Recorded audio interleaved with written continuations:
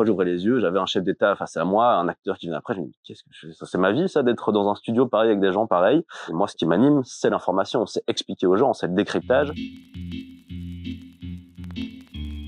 I'm sorry. I don't want to be an emperor. That's not my business.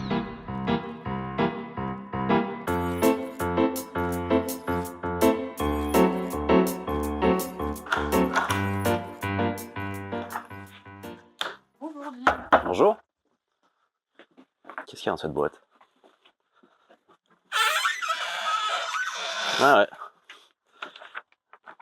Ah ça remonte, hein. T'as fait ça quand? J'ai fait ça, donc c'était donc à l'IEX dans mon école de journalisme. On a ce qu'on appelle un mémoire médiatique. On est parti donc faire un reportage sur un truc assez particulier qui s'appelle les super-héros du réel. Donc qui se limite un petit peu, qui se divise en fait en deux parties. Donc il y a ceux qui vont faire plutôt du social, mais toujours avec un déguisement de super-héros, à la fois pour pouvoir justement être visible médiatiquement, mais aussi se donner une sorte de personnage pour faire parler. Et puis il y a ceux qui sont un peu plus violents, donc des anciens, soit des anciens combattants, soit des anciens militaires, qui vont parcourir justement la ville pour tenter de mettre en sécurité les jeunes filles qui sortent de boîtes de nuit ou autres. Et donc j'ai eu la chance avec des potes pendant 3 semaines de partir à Harlem, dans le Bronx, et suivre justement pendant la nuit ces super-héros du réel. Quand j'ai terminé mes études, moi je suis parti donc à la radio publique, donc à la RTBF, à la première, qui est un petit peu l'équivalent de entre France Culture et France Inter.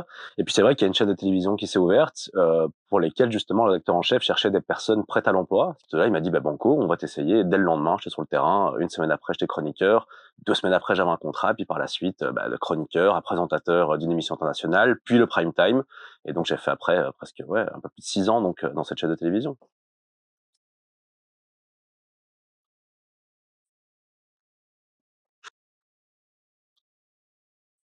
Ouais, donc vraiment l'assaut du Capitole pour le coup, en tant que jeune journaliste, couvrir un événement pareil, ça c'est un truc de fou. Et je dois avouer que j'oublierai jamais voir tous ces gens prendre les armes presque, arriver justement au Capitole américain, avec Donald Trump qui d'une certaine manière les encourageait aussi à faire ça.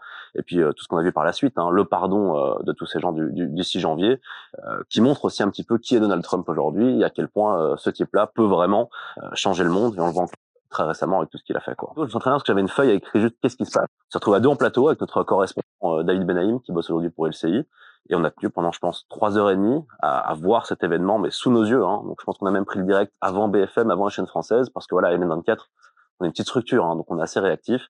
Et ça, j'oublierai jamais, quoi. Découvrir ces images en direct, de voir justement cadrer, expliquer aux gens ce qui se passe. LN24, c'est un vrai défi, hein, pour ceux qui l'ont créé, donc les cofondateurs, donc Martin Buxan, Johan Condé et Boris Portnoy. C'était l'idée de créer une chaîne d'information continue, un peu comme sur un modèle français, donc l'ancien ITélé, puis par la suite BFM, etc. C'est un vrai défi parce que évidemment en Belgique, on est séparé entre francophones et flamands.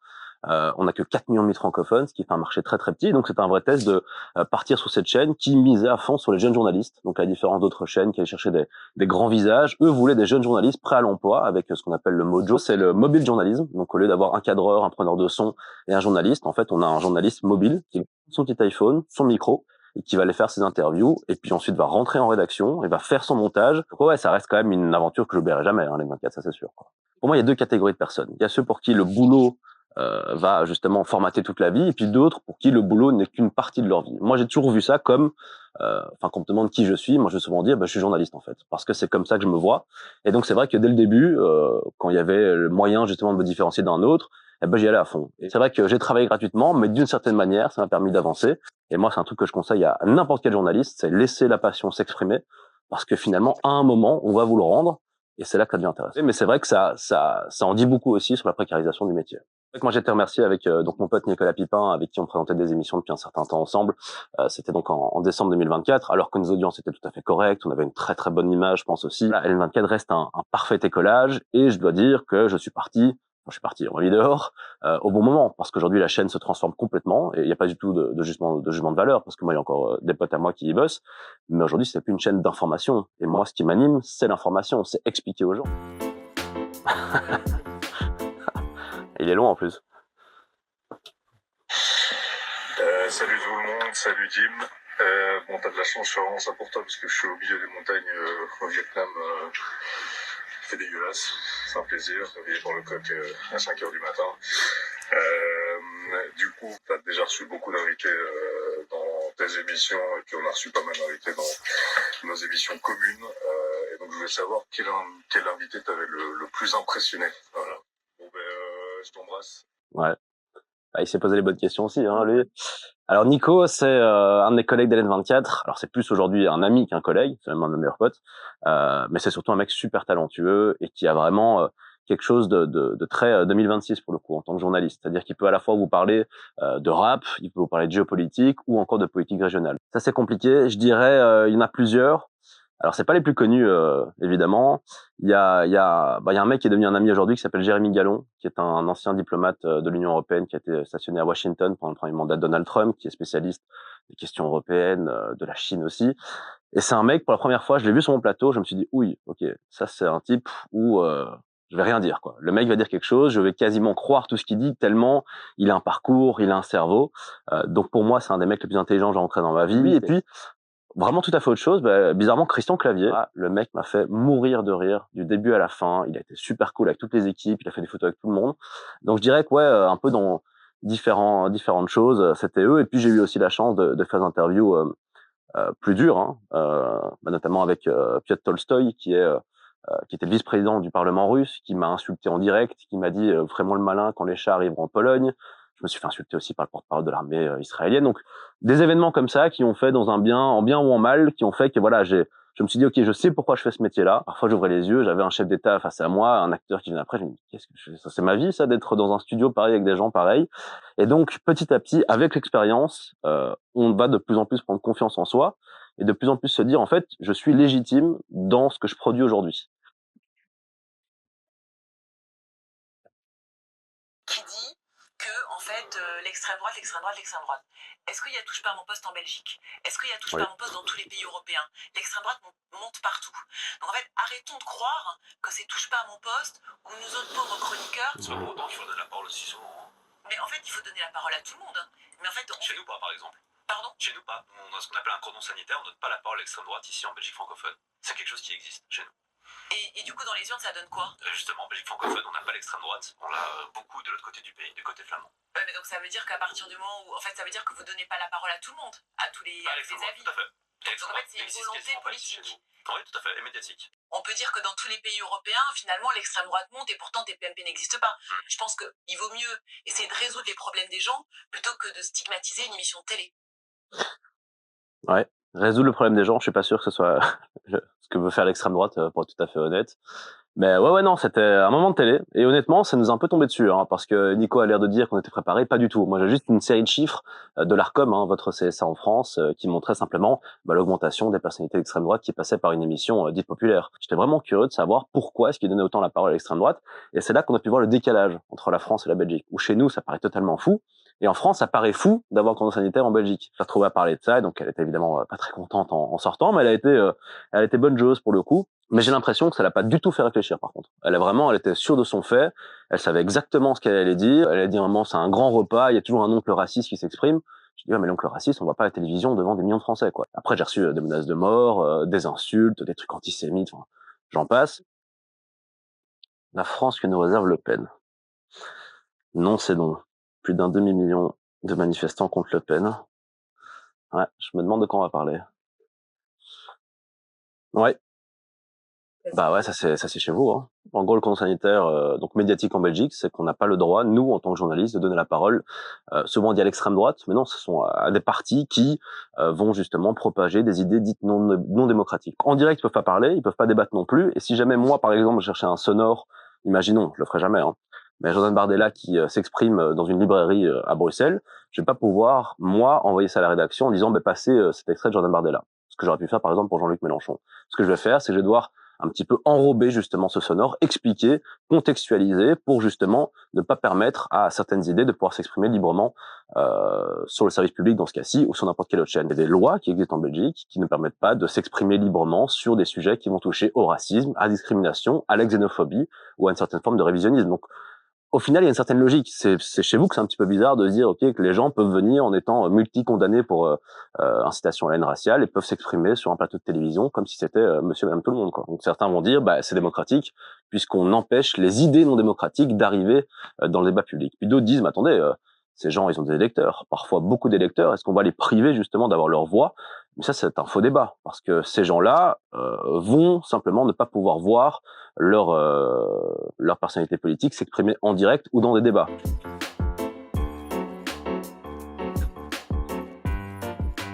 Ouais, j'ai vraiment expliqué parce que ça va être un peu ridicule, quoi. Non, mais moi, je suis un grand fan de chiens, en fait. Donc, bizarrement, pour moi, c'est un canard qui fait penser à un carlin. Et c'est un peu mes chiens préférés avec les bulldogs français. Voilà, il n'y a pas vraiment d'explication très scientifique pour le coup. C'est purement, je le trouve plus rigolo que les autres.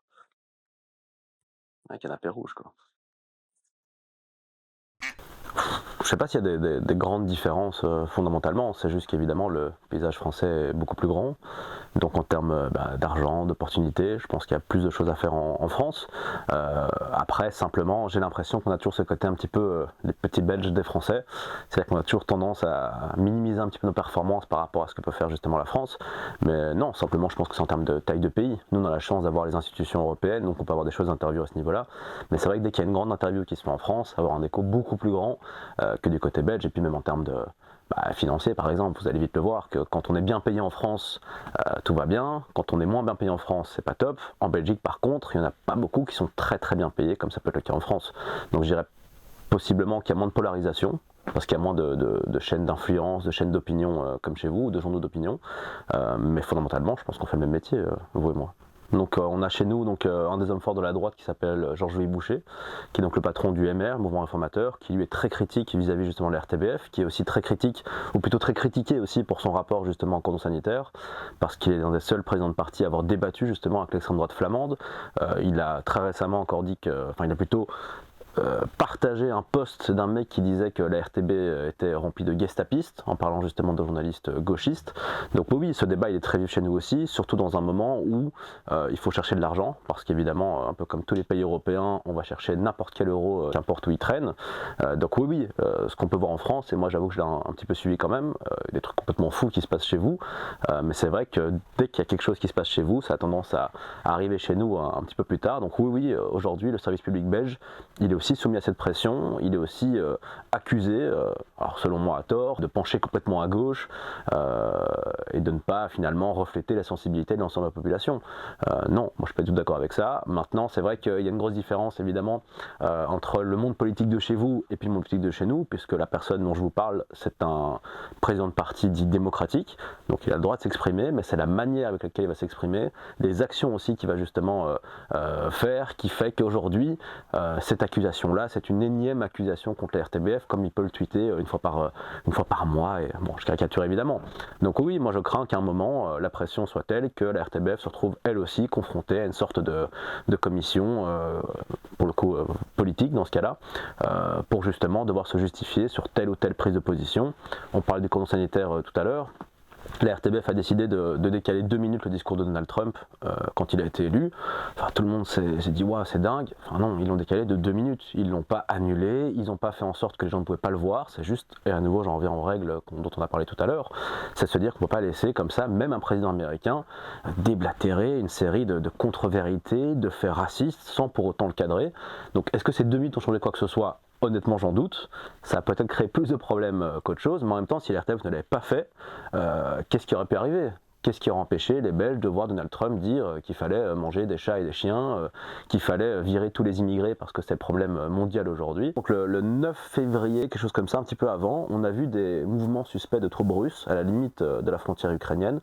Alors souvent les gens disaient non, c'est rien, même le président ukrainien disait il faut arrêter de mettre de l'huile sur le feu. Mais je me suis retrouvé donc avec l'ambassadeur russe en Belgique en interview, et là j'ai halluciné quoi, parce que le mec a menti, parce que ça je le vois après coup, hein. Sur le moment c'est vrai qu'en finissant l'interview je me suis pas dit il m'a menti comme un arracheur de dents. Mais quand on voit ce qui s'est passé après, vous pouvez aller revoir la séquence, il me dit mais qu'est-ce que nous on va aller faire en Ukraine, qu'est-ce que nous on va envahir un pays, arrêtez de dire n'importe quoi, vous mentez aux gens. Il m'a directement fait comprendre que il n'a pas envie d'être là et qu'il n'allait pas être sympa avec moi. À Bruxelles pour moi. Lara Fabian, que j'embrasse.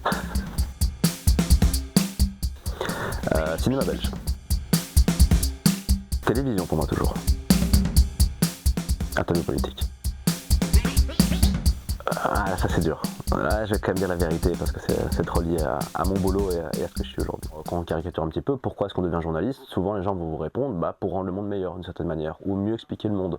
Et donc, fondamentalement, moi, j'ai l'impression qu'au fur et à mesure de mon parcours, que ce soit dans mes études, dans les différentes rédactions que j'ai pu justement rejoindre ou diriger, j'avais toujours cette sensation que la plupart des journalistes qui étaient avec moi étaient plutôt de gauche. Là, au moins, on m'a souvent mis à gauche. Là où je l'ai déjà dit, moi, je me mets plutôt au centre droit, même si évidemment le centre droit belge n'est peut-être pas le même que le centre droit français, mais c'est vrai que j'ai cette sensation en tout cas que le journaliste fondamentalement est de gauche.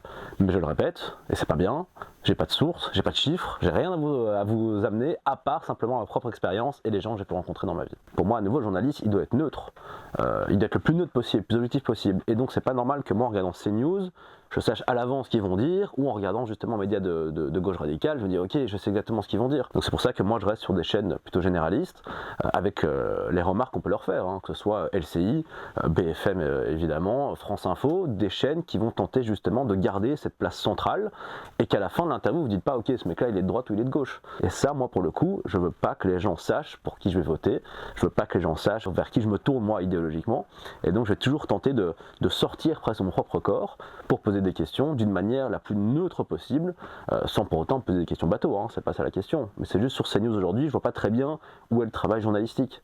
C'est souvent de l'opinion, du débat, avec des gens qui vont dire ci, qui vont dire ça. Là où à l'N24 par exemple, on a toujours tenté, à part des émissions, on l'assumait, des émissions de débat où on donne la parole à la société civile, mais d'amener un expert qui va vous répondre sur une question en particulier. Le rôle d'intervieweur, évidemment aujourd'hui, c'est de... Alors ça dépend évidemment de l'interview. Avec les personnalités politiques, le but évidemment, c'est d'exposer au grand jour leur programme, qui ils sont et ce qu'ils ont envie de faire pour la société.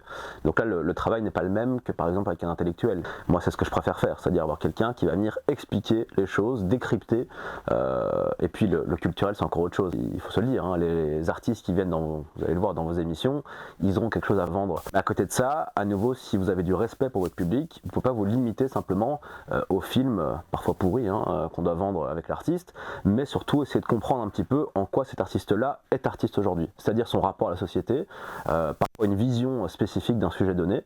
Donc moi par exemple j'ai pu recevoir un écrivain qui a écrit un livre sur l'Iran, qui n'était pas directement lié à la situation en Iran, mais j'ai eu envie de l'entendre, parce qu'il a rencontré des gens pour écrire ce livre, parce qu'il a fait des recherches, parce qu'il a été sur place. Et donc ça pour moi c'est la grande différence, et donc vous allez vite le voir, que vous allez devoir vous adapter en fonction évidemment du cadre, mais de la personne qui est aussi en face de vous. Ouais. C'est le petit cadeau de la fin.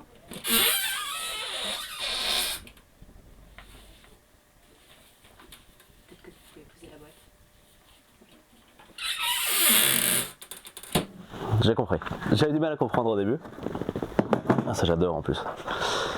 La une de Libération de mon anniversaire. 24 février 92. Ouais, c'était pas le meilleur moment en plus.